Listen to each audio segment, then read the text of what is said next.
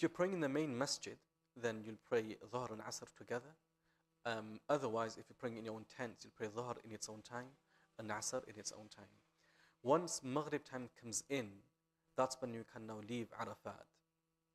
So from the time of sunset, it may be at 7 o'clock, 8 o'clock, 9 o'clock. It all just depends when the arrangements have been made. But you'll make your way to Muzdalifah. You don't pray your Maghrib in Arafat. Maghrib and Isha will be prayed together, whatever time you reach Muzdalifah, as long as it's after the Maghrib time. So once Isha time sets in, that's when you pray your Maghrib and Isha in Muzdalifah, at whatever time you're there. So it could be even 2, 3 o'clock in the morning. You'll stay there until the Fajr, so just before sunrise. So the wajib time in Muzdalifah starts after Fajr begins. So although you'll get there before Fajr begins, because you'll need to pray your Maghrib and Isha there, the wajib time actually begins after Fajr time starts. So you'll need to be there for some time from when Fajr begins until sunrise. Once that takes place, once you pray your Fajr Salah, you can start making your way back to Mina. This is now the 10th of Dhul Hijjah. Now, there are 3/4 things that need to be done on this date. Number 1 is the pelting of the last Jamrah. Then will be the slaughtering of the animal. Number 3 is the removing of the hair, either shaving or trimming, and the tawaf of ziyarah. The first 3, so pelting, shaving or removing the hair, and slaughtering the animal, have to be done in this order. So you'll pelt the Jamrah first, the animal will then be slaughtered, and then the hair will be removed. So that has to be done in that order. Tawaf ziyarah doesn't have to be in any order, so it can actually be done at any time convenient. So because the slaughtering may be done later on in the evening, and you can't come out of ihram, you can't remove the hair until that's done, some people choose the tawaf ziyarah in those hours while they're waiting. That's completely fine as well. Tawaf ziyarah is the main, once the staying in Arafah has been done, the next important thing is the tawaf. So a person doesn't fully come out of ihram until he's done with tawaf ziyarah. Also, although he can remove his hair, he can wear normal clothes, there are still some restrictions that apply until tawaf ziyarah is done, namely relations with the wife. Tawaf ziyarah doesn't have to be done on that day though, but it has to be done on the 10th, 11th or 12th until Maghrib, one of those 3 days. So if you choose to do tawaf ziyarah on the 11th, that's fine. Even on the 12th, as long as it's done before Maghrib on the 12th, that's completely fine. Once that's done, then you'll go back to Mina, and you'll spend the night in Mina. On the 11th, there are all 3 Jamarat that will be pelted. And then again, there is nothing specific for the 11th. You'll spend the night of the 11th in Mina. And then on the 12th, again, all 3 Jamarat will be pelted. Apart from that, there aren't any specific actions that need to be done. Once you've pelted on the 12th, you do have the option of now going back to Mecca or the hotels. The sunnah is to stay for the 13th also, to stay that night and then pelt on the 13th and then go. That is what the Prophet ﷺ did.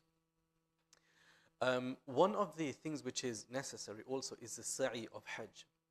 Now, the sa'i of Hajj can be done, ideally it should be done after tawaf ziyarah, but if a person wanted to do this before even going to Mina on the 8th, that's also permissible. But as long as a person has come into the state of ihram, and because sa'i can't be done without a tawaf, you'll have to do a nafil, an optional tawaf, and then do sa'i. Which means that the rules of tawaf will all apply in terms of having the right arm opened and the ramal in the first 3 rounds. That will have to be done in that tawaf, and then you'll do the sa'i.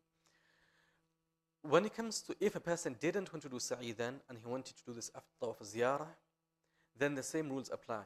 That if the person is doing tawaf ziyarah, and then he's going to do the sa'i, then he'll do the ittiba and so forth.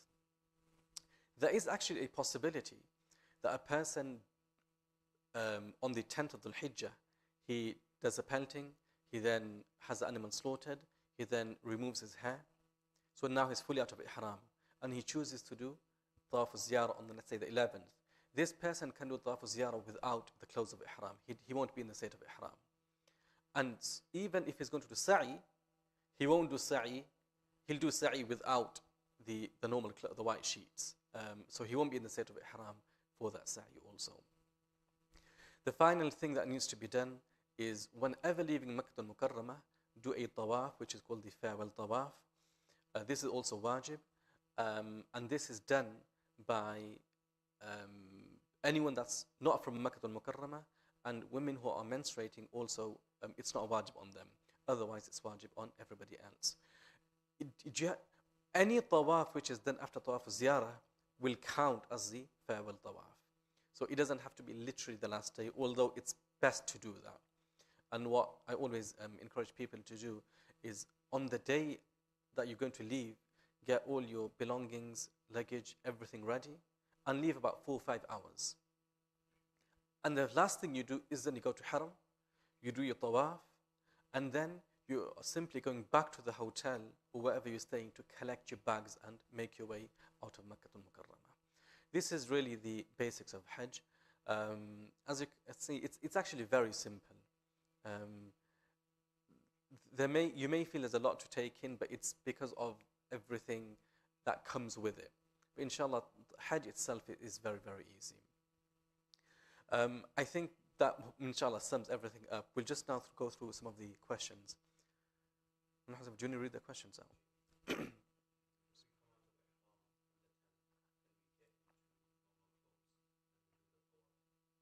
Yes. So I've just answered that now. That if you've done tawaf ziyarah, sorry, it's a question.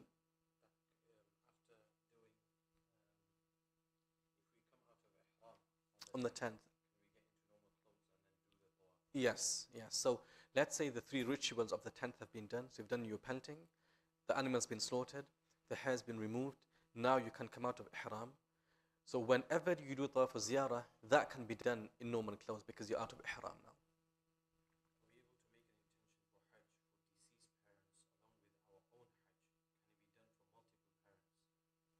Okay. If this is a fard hajj, then there is a difference of opinion. A lot of ulama of the opinion that fard actions, the reward can't be sent to other people because that's obligatory on you. Other ulama of the opinion that no, even fard actions, you can send the reward. However, it is better when it comes to fard not to do isal al-thawab, because this is something that Allah has made obligatory on you. If it's a nafil hajj, then yes, that can be, the reward of that can be sent to other people. And yes, multiple people then can be included in that intention.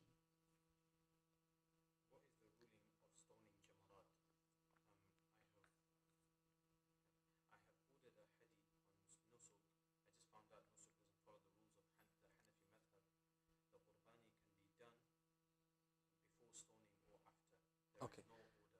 So the stoning is wajib on the 10th, 11th, and 12th. All 3 days stoning is wajib.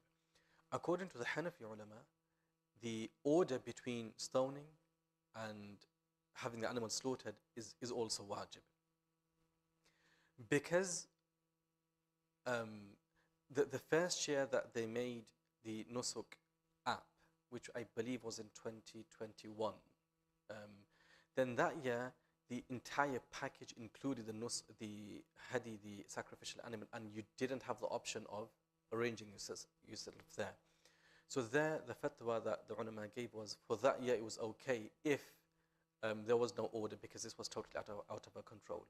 However, now because we do have the option, it still remains wajib to ensure there's an order between pelting, having the animal slaughtered, and then the removal of the hair. So in this, what I'd suggest is count the one that you've ordered through the nusuk, an optional one, and arrange your own privately so that you know it's going to be done in this order.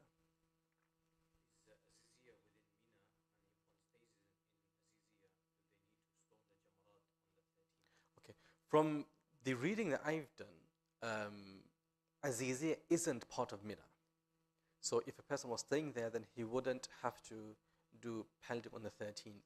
However, because the borders, do expand, and that's something to do with the local council there, the best thing is when you get to Mecca, have someone to ask one of the local ulama, because it may have changed this year, wallahu a'lam.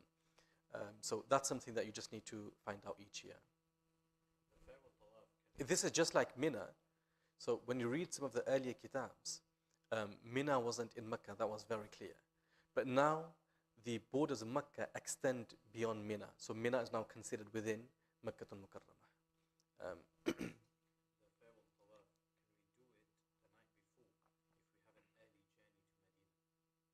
The night, yes. So Tawaf al-Wada' can be done any time after Tawaf al-Ziyarah has been done.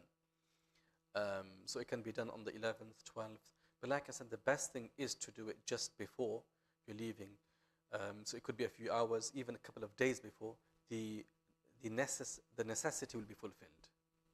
In the event that one crosses the miqat and misses the opportunity to enter into the state of ihram, what is the solution? So if you've crossed the miqat and there's not another miqat coming, then you have the option of going back if that's possible. Obviously if you're flying, then that's not there. So if there is the option of going back to the miqat, then the person should do that and then come into ihram from there, which means that there's no dam to give. If a person can't do that, then he'll have to give dam, which is the normal dam which is given of sacrificing a goat. If we arrive 2 days in Mecca, 2 days in Mecca prior to our group, for example, I'm arriving on June the 8th,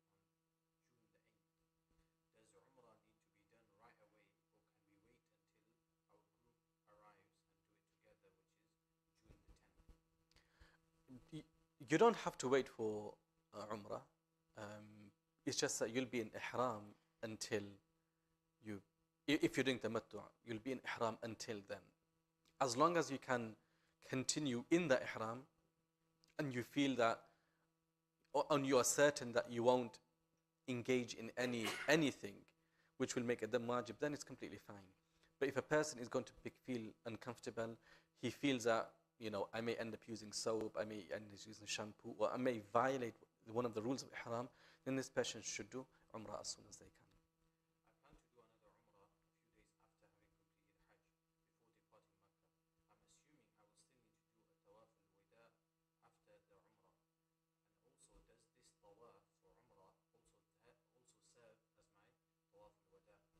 No. So the Tawaf al-Wada' is an independent Tawaf that needs to be done for leaving Mecca. If a person is going to do Umrah, then that Tawaf won't count as the Umrah Tawaf. Okay. Can we carry the Quran in our backpack, knowing that the backpack will often be on the floor, etc.? This is more of a question of adab. So ideally, a person shouldn't do this. Or rather, a person should ensure that the sanctity of the Quran is always upheld. But if a person feels that they can uphold that sanctity and the hurm of the Quran, then yes, there's no problem in taking the Quran with them. But again, ensure that it's kept. If a person feels that there may be times where I won't have the bag and it may be thrown around, which does happen in Mina tents. Things are left in places. Somebody may not know whose bag this is. They may just, in order to move things around, they may throw a bag. If that's what's going to happen, then the person shouldn't take the Quran with them. In the state of ihram, is the typical application of black seed oil allowed for elderly person with arthritis? Sorry, repeat the question again. In the state of ihram, it says topical, but I'm not sure if that's a typo. Is an application of black seed oil allowed for elderly person with arthritis? Okay, so if this is because of the scent, as a normal rule, it can't be applied. But let's say this person is using it as treatment, and the person needs to apply that for treatment, then it's permissible to do so. But then one of 3 things will have to be done. He'll either have to give a dam, he'll have to fast for 3 days, or then sadaqah. So the person has a choice here. But because the rules of ihram have been violated in some way, although there's a need, then this person will have to do one of these three things. They can choose which one to do.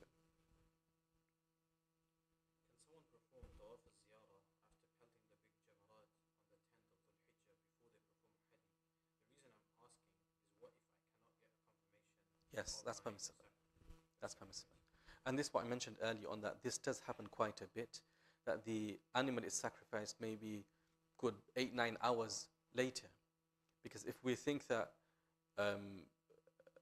we'll be leaving Muzdalifah just before sunrise, which may be about 6 in the morning, the pelting may be done by 9 o'clock in the morning. But the animal may only be sacrificed at 9 o'clock at night. And we can't remove our hair and therefore come out of ihram until the animal's slaughtered, which means 10-11 o'clock at night is the earliest that will probably come out of ihram. So yes, it's completely fine to do your tawaf or ziyarah during that time. Does the head shave need to be with an actual manual razor blade, or electric hair clip is okay? Electric hair clip is okay, but that will constitute taqsir, which is a grade lower than shaving. So when the Prophet ﷺ performed his Hajj on Sunday, the 4th of Dhul-Hijjah, is when Allah's Nabi ﷺ reached Makkah al-Mukarramah. So on that Sunday, they performed Umrah, Tawaf and Sa'i. When the Prophet ﷺ finished his Sa'i, while standing on Marwa, he told the Sahaba radiallahu anhum that now come out of Ihram by removing their hair. And he made a dua for those people who shave their head 3 times. So Allah's Nabi sallallahu alaihi wasallam said, "O Allah, have mercy on those who shave their hair." So the Sahaba radiallahu anhum said, "Ya Rasulullah," and those who trim their hair. But for the second time, the Prophet sallallahu alaihi wasallam again said, "O Allah, have mercy on those who shave their hair." So the Sahaba radiallahu anhum said, "Ya Rasulullah," and those who trim their hair also. Prophet ﷺ for the 3rd time said, "Allah, have mercy on those who shave their head." And the 4th time is when the Prophet ﷺ then added the wal muqassirin, those who trim their hair. So yes, using an electric trimmer will do the job, but it's a grade lower than shaving the head. Also, because the trimmer, because this is trimming the hair, you'll have to ensure that the hair is at least 1 inch.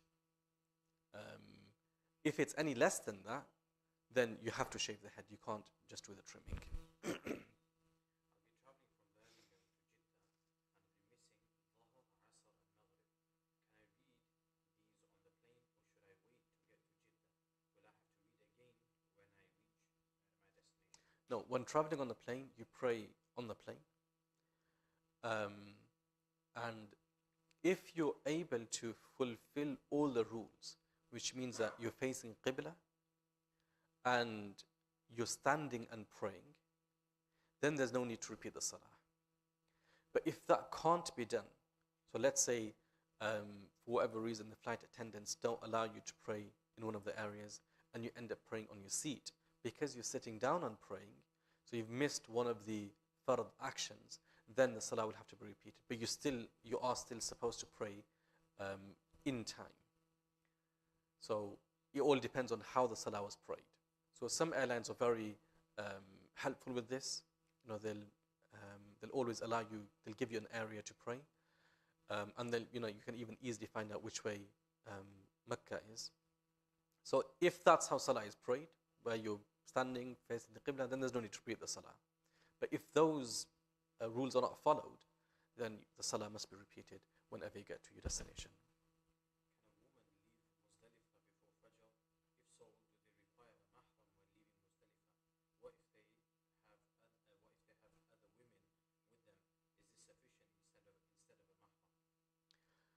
On the assumption that they've already gone with a mahram, then yes, it's jaiz. So if the question is purely about leaving Muzdalifah and going to Mina, that's completely fine. But traveling from abroad to Hajj without a mahram, that's not permissible.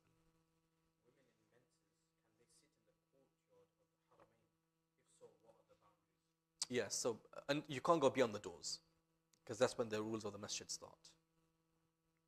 During the days of Hajj, if someone in the tent gets sick, cough, flu, etc., are they allowed to wear a mask in order to potentially protect the rest of the tent? What they should do there is speak to a doctor and look at exactly, how serious this is. Then yes, it will be permissible. In terms of whether that constitutes a dam or not, because the entire face isn't being covered, and most likely it's not going to be for a full day or full night, because they'll have to do wudu, they may remove it even for half an hour or so. So some sadaqah should be given. In ihram, can the man wear additional clothing like socks or underwear rather than just the two garments? Or if it is too cold, can people wear additional garments like jackets? No. So the rule of ihram is nothing that's sewn should be worn. So if a person is feeling cold, they can wear an extra sheet. They can wear extra 2 sheets if they want to as well. But they can't wear additional clothing which is made to fit any part of the body. So wearing a t-shirt inside, or trousers or socks or underwear, all of that is not permissible for men.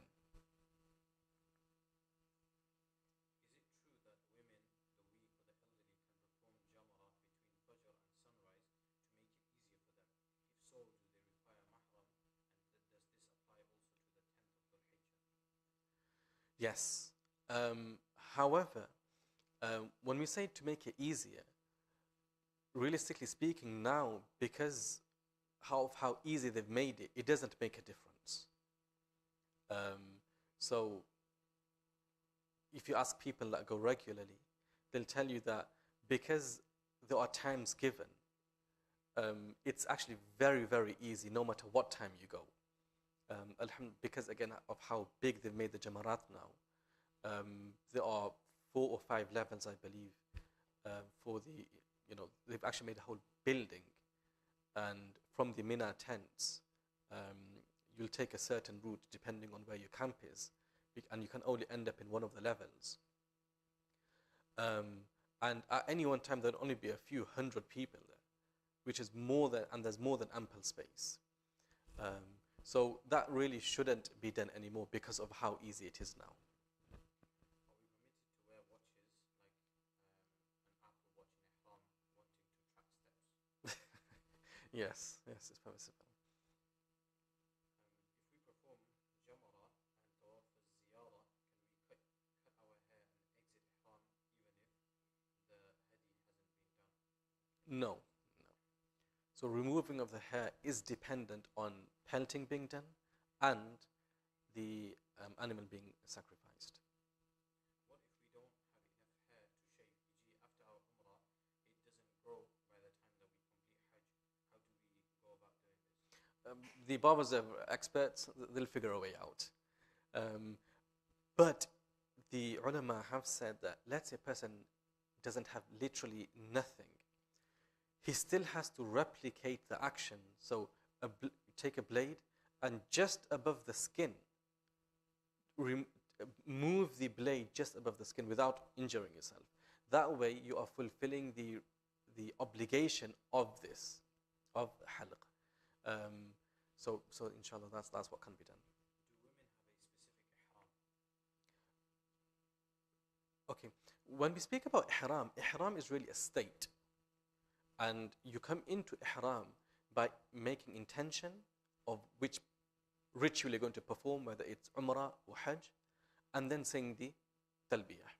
So that's how a person comes into the state of ihram. Once you come into the state of ihram, then there are restrictions for men, and there are some restrictions for women. The restrictions which apply to everyone is you can't remove hair, you can't remove nails, you can't apply perfume, you can't apply creams. All of that applies to both men and women. The additional restriction which apply to men is that they can't wear clothes which are sewn. So what is the specific ihram for women? It's the same as men. It's just that the additional restriction that men have of not wearing anything sewn doesn't apply to women. I hope that answers the question.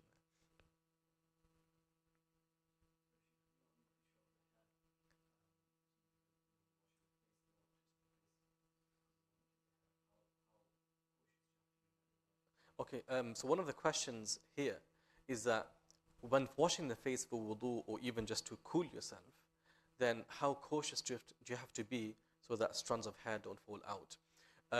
How we normally wash our face, for most people, nothing is going to fall out, so we can carry on doing that. But if a person feels that through experience that no, some strands of hair may fall out, then they should just do that slightly. In order to compensate for anything which may have fallen out, then giving some sadaqah will cover that, inshallah. During ihram, is it prohibited to apply perfume or is it anything with a smell? I've recently experienced two products which are classed as non-fragranced, scent-free, perfume-free, but they have like a mild chemical smell when first applied. Are these permissible? Okay, so this question comes up quite regularly, and even last year I did try looking into this from an ingredients perspective.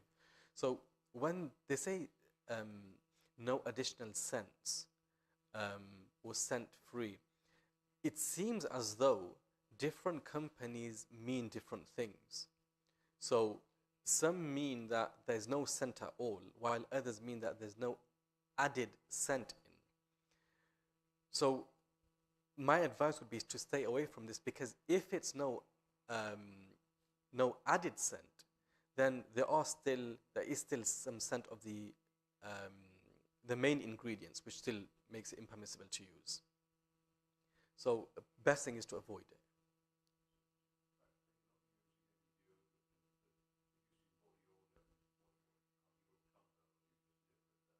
No. So, okay, the question is that because of the natural body odor and especially because of the heat, what should we do? So, number one, you can continuously wash yourself. Okay. The second thing is some odor is actually what's not recommended, but it shows this is a true person in the state of Hajj. When Sahaba radiallahu anhu asked, Mal Hajju, that who is a true pilgrim?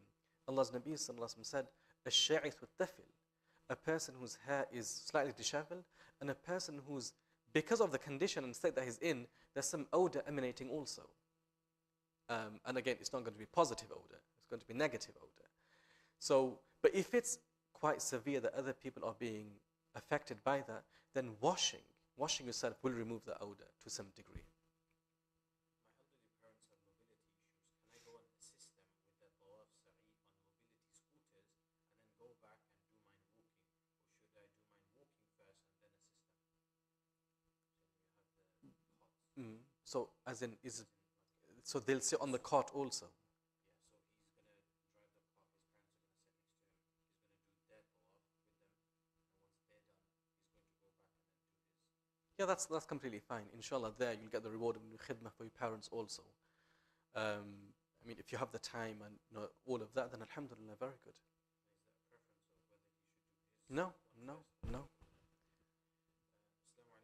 Jazakallah khair for all your advice regarding the Hajj journey. Will it be possible to get the slideshow from the YouTube lectures so that we can follow whilst on the journey? You can just answer the Share the link.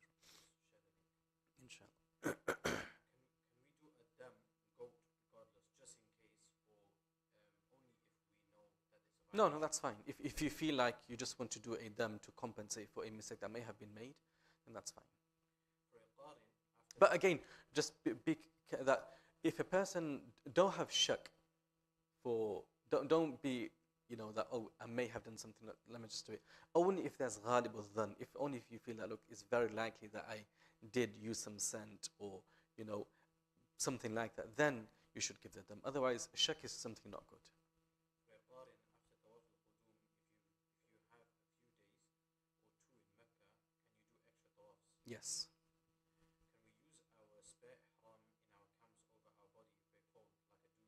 Yes, that's fine as well. As long as you're not covering your head, though. Do women need a mahram when performing pelting? No. Are there any specific supplications during the stay in Arafah and Mina? There are some which are mentioned in the hadith.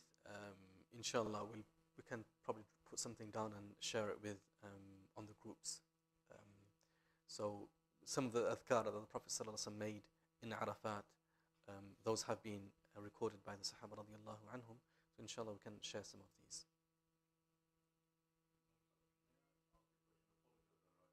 No, it's fine.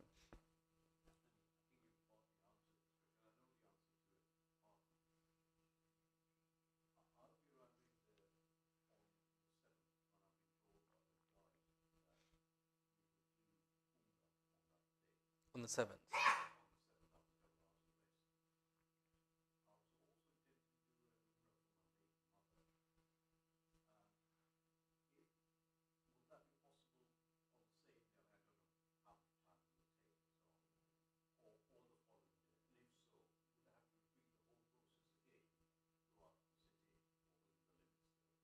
Mm.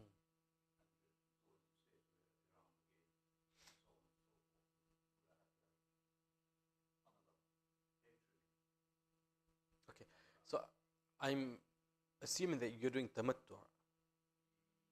Okay, so if you're going to get on the 7th, okay, let me take the rule that you're going in on the 5th. So if you're going in on the 5th, you've done your own Umrah. Okay? You've now come out of Ihram. On the 6th, you want to do the Umrah for your late mother. Then that's completely fine. Yes, you will have to go out of the borders of Haram. If you just tell, they'll take you to a place called the Na'im Masjid, Masjid wa Aisha. There you'll come into a new Ihram and then perform the same rituals again, and again remove whatever hair is left. If that happens on the 7th, practically it's going to be very difficult for you to do the same ritual again because of the timing. Okay. Now on the 8th, you need to go to Mina. So you shouldn't be doing Umrah then. And from the 9th onwards, it's actually makruh, tahriman, to do Umrah. So on the 9th, 10th, 11th and 12th, it's makruh to do Umrah on those days. So if you did want to, then once the days of Hajj are finished, then inshallah you can do Umrah. Okay. Practically speaking, because of how tired you'll be and the time, because it may take good 4 or 5 hours, the tawaf and the sa'i.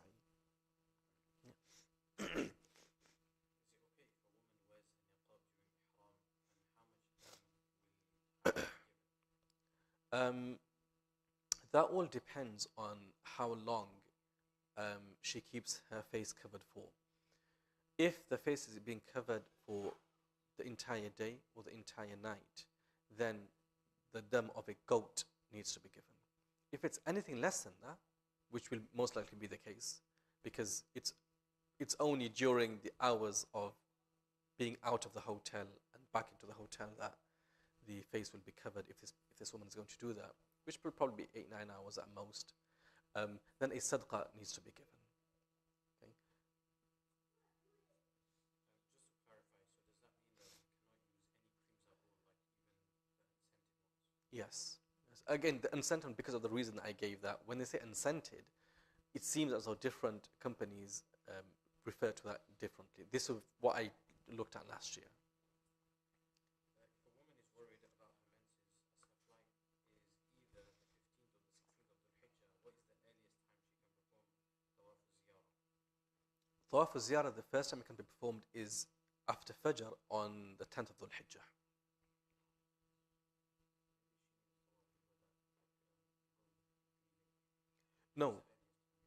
No, because Tawaf al-Wada', if she's in her menses, then it's not wajib on her. So if the question is about Tawaf al-Wada', then it's not wajib on her. If it's about Tawaf al-Ziyarah, then the earliest she can perform this is on the after Fajr of the 10th. When entering the state of Ihram, one should recite the talbiyah. Can a woman recite this aloud when there are no non-mahram Yes, around? yes. Are there any recommended du'as or wazifas that I can recite to go for Hajj? As in to be... To be accepted to go? Just nothing specific. Praying Salatul Hajjah, making dua at recommended times at the time of Tahajjud, on Fridays, when du'as are accepted, making dua during these times, inshallah. And inshallah, we make dua for them also, that Allah subhanahu wa ta'ala take them for Hajj. During Ihram, can unscented soap be used after eating again, the same answer that I gave earlier about the unscented, because the meaning of the unscented is slightly vague. Can toothpaste be used? Yes, toothpaste can be used. Is there, is there any specific dua that can be made for little children being left behind for the 3 weeks of Hajj to help ease the heart for leaving behind children? Nothing specific of that scenario. Inshallah, a couple of du'as inshallah will share with the, I'm assuming it's a sister. Inshallah, we'll share with them. If we need to pay a dam, how much and where do we pay it? Okay, so if you're going with a tour guide, inshallah, they can arrange this for you. So if you speak to anyone there, or even if you speak to some of the taxi drivers, if you just tell them that you need to give them, they'll take you to the specific place. Now, how much it costs, I don't know how much it is now, maybe £200 or something, wallahu alam, I'm not sure exactly, but they'll arrange that for you. Can we use a painkiller spray similar to players used during sports? Some of these sprays have like smell or scent. Again, It's not it's the same ruling, because it's going on the body, it has the same ruling. But if it's if there's a genuine reason and you need a cure and that you can't take a tablet for that, then you don't have to give the dam, on the assumption that it's covering an entire limb of the body. Because remember, the dam only applies if you've covered an entire limb. So for example, in washing hands, let's say mistakenly somebody put soap on, it's only if they cover the entire hand with soap. Let's say it's just, they've just applied it on their palm and they realize, then they don't have to give a full dam, they just have to give sadaqah there. So again, on the assumption that this is a full limb. Do you need to do a qurbani in your home country even if you're staying less than 14 days in Makkah? So the udhiyah. Okay, so if you're staying less than 14 days, then no, because you're musafir. So one of the conditions of the udhiyah is you have to be a resident, which means that you're in your hometown or you're in another town, but you're going to be there for more than 14 days. So if somebody is going to be in Mecca for less than 14 days, they're considered a traveler, and so the udhiyah is no longer wajib on them. Throughout our stay in Medina and Mecca, do we pray qasr as-salah for our daily prayers? So again, this is a question which comes quite often every single year. It all depends on how long you're there for. Because the scenario changes from person to person, the best thing is, inshallah, speak to one of the ulama in your group, or if you want, inshallah, send your specific dates on the group, and inshallah we can answer that then. A woman, her menses start before the tawaf of ziyarah, and she'll be leaving soon for Medina and then to the UK. What should she, like in this circumstance, what should she do? So, like I mentioned earlier, that tawaf of ziyarah is what removes all remaining restrictions of the ihram. So if she hasn't done her tawaf of ziyarah and she leaves for Medina Munawwara, then she will need to come back to Mecca to perform the tawaf of ziyarah. Hajj remains incomplete until tawaf of ziyarah is done, and tawaf of ziyarah can't be done in that state.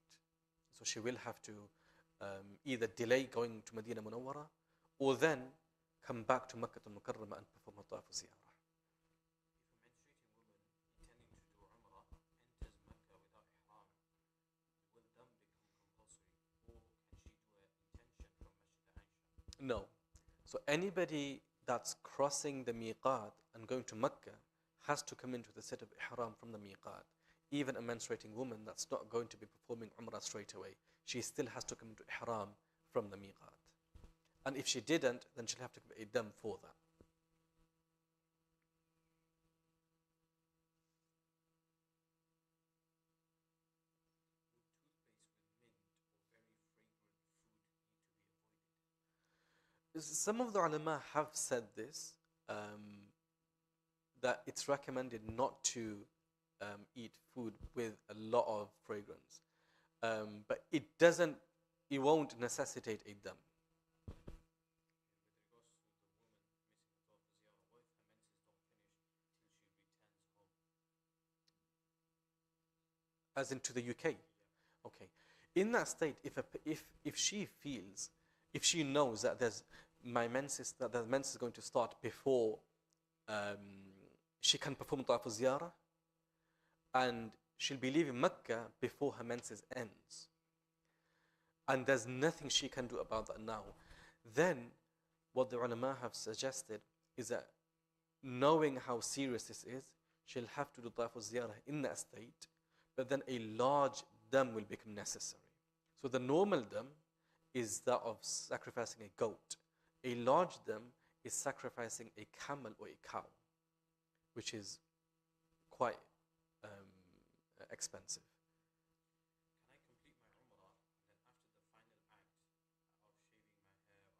final act of shaving my hair, after the haircut, do I need to physically get changed? No, Come no, out in my no. Or can I venture back into No, the that's Kaaba fine. to try and touch it, etc., without breaking the rules of Ihram? No, no. So like I mentioned earlier, that ihram is a state. It's not the garments. So once you've removed your hair, you're now out of the state of ihram. So all they've got the sheets still on.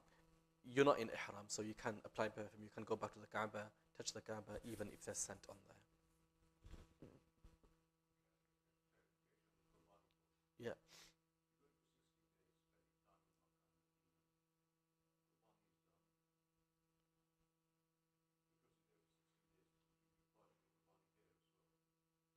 So you're going to be in Mecca for 16 days. For 16 days? No, because I'm assuming that you won't be 14 days, you won't be 15 days or more in one place.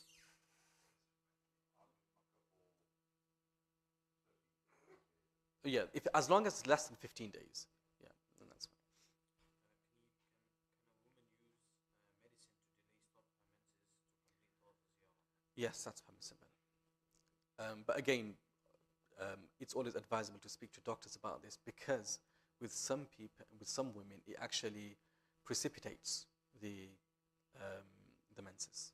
If the menses is supposed to be the 3rd of Dhul Hijjah and ends 8th of Dhul Hijjah, what intention does she make if she won't be able to complete Umrah before leaving for Mina? Would it be the Ifrad Hajj? Yes.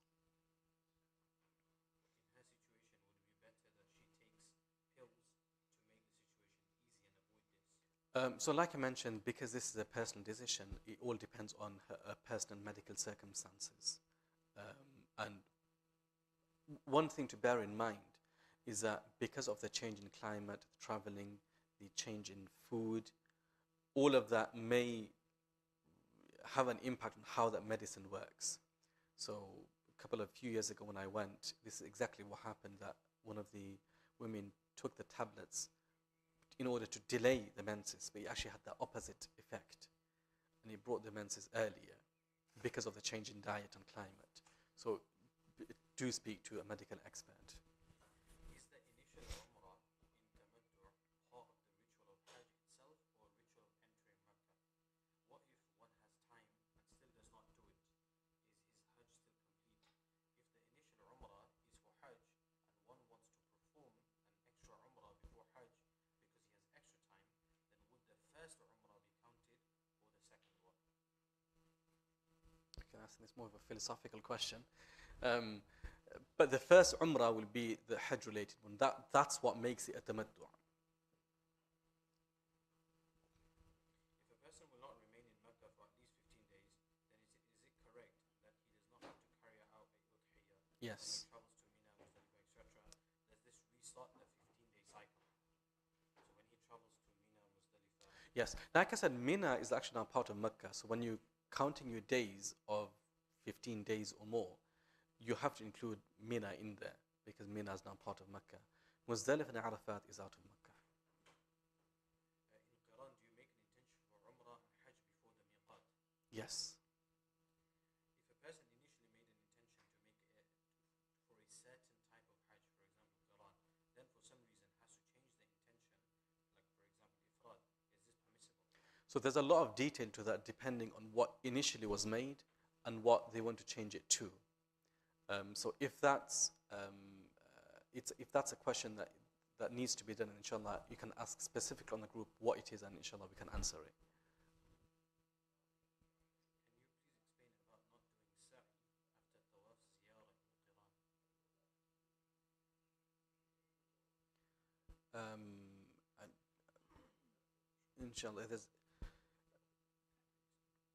there is one discussion about it. That's a very detailed discussion.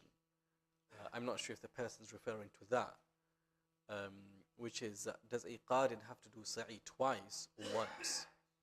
So according to the Hanafi ulama, a qarin does sa'i twice. According to the majority of ulama, sa'i is only done once for a qarin. I'm not sure if that's what they're referring to. In regards to the qada salah, I'll be staying in Medina for 2 days, 8 days in Azizia in Mina, and 5 days in Mecca. So we'll be performing qada salah. Qasr. Sorry, qasr, sorry. So what's the, how many days? Again, because it's a, inshallah, just send it, it'll be easier to work out. So if you send the question on the question Q&A group, inshallah, we'll answer that then.